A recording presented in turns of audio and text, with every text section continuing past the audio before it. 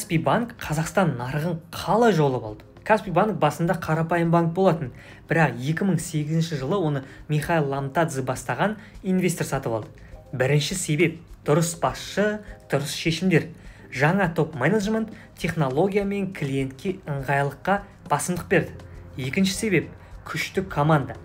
Каспий шетелдерден үздік программистерді жалдап, миллиондаған инвестиция құйды. Оларға нарықтан 15-20%-ға жоғарғы жалақы төледі. Және Каспий бірнеше жылдар бойы пайдасыз жұмыс жасаған. Нәтижесінде супер қосымша, аудармалар, төлемдер, сауда барлығы бір жерде. Каспий енді жай ғана банк емес, нағыз технологиялық алыпқа айналды.